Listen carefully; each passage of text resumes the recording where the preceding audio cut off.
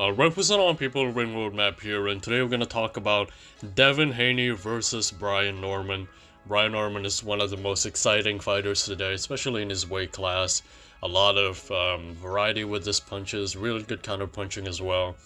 So it'll be good to see how he matches against how he matches against Devin Haney. Now, punch for punch, I do think that Brian Norman is not as quick as Ryan Garcia, punch for punch. But in terms of precision and accuracy, I do think that Norman has better punch placement and can time his punches a little bit better than Ryan. Ryan gets wild at times, he gets off balance, and so again, this is going to be a good and exciting fight. Now, one thing we saw in the Ramirez fight, which is still evident which was still evident from his Ryan Garcia fight, is the jab opening. Okay, I think a lot of people talk about this, even Floyd talks about it sometimes here. He jabs and then he opens up that rear hand, or he cocks out that rear hand, boom. It acts as a form of counterbalance whenever you are reaching with the jab. So that's why a lot of people, they open up and they take that rear glove outside of their cheeks or it's outside of their cheek whenever they try to do a flicker jab or any jab which requires you to reach a little bit further out. So this is gonna be a good test, or a good mistake, a good opening that Brian Norman can definitely exploit, because he's got such a good left hook. If you have not seen Sasaki fight, that should confirm it. Okay, he's got such a quick left hook. He's got that same Roy Jones kind of build, really buff, but at the same time, he can have the speed as well. Not the fastest, definitely not the fastest, but his hook is up there. His hook is above average in terms of speed and precision. So this is going to be a good test for Haney, like I said.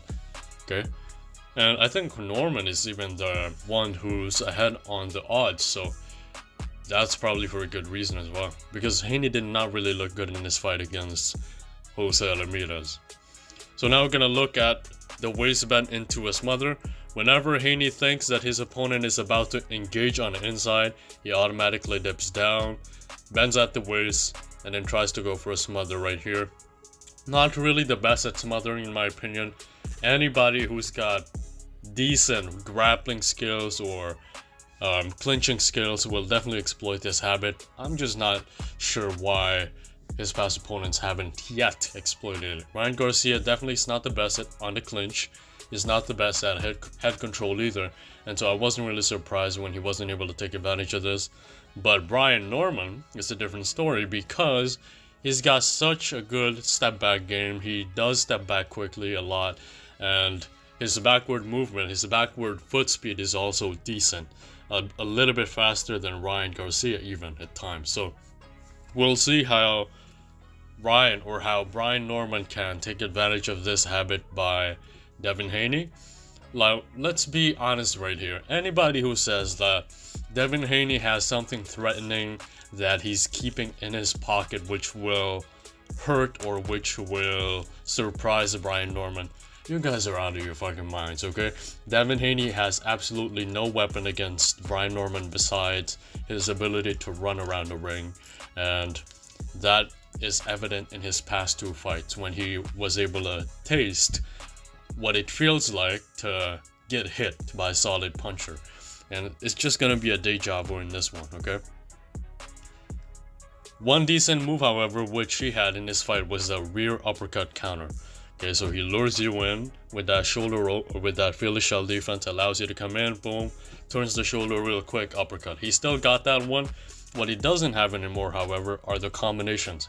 He's much more afraid to let his hands go, and he's a little too gun shy to be able to keep up with the power and pressure of Brian Norman as well. Now we'll look at the side gallop, the most annoying thing that Devin Haney does right here.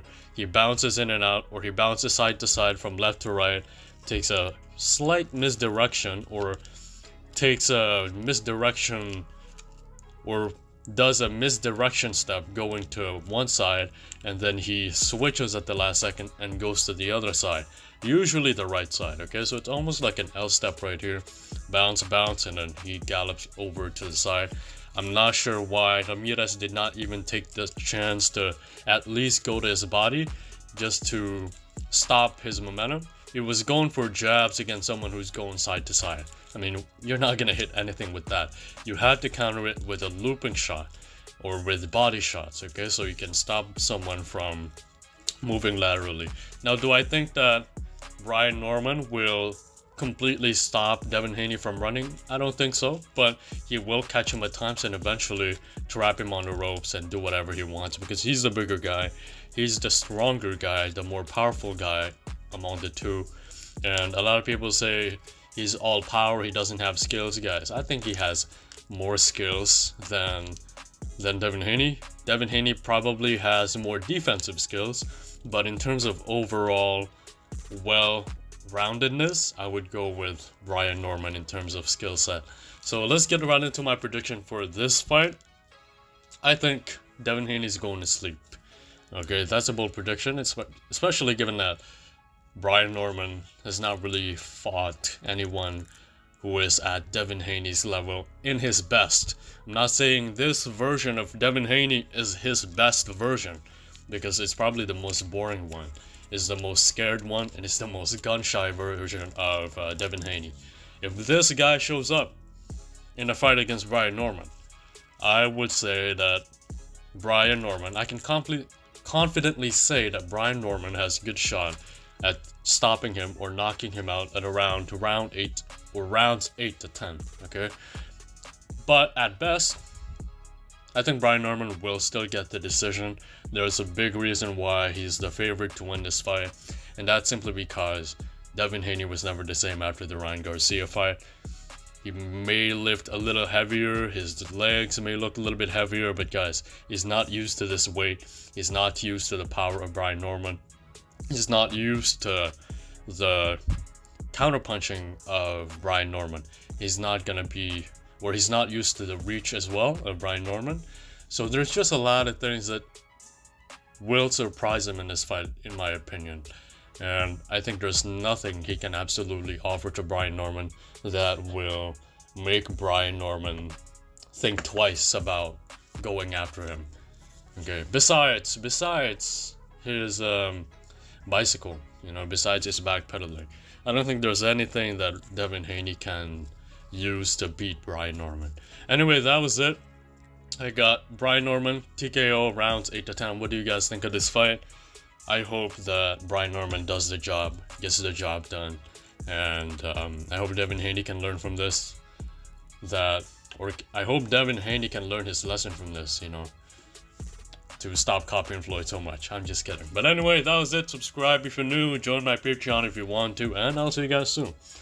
Peace out.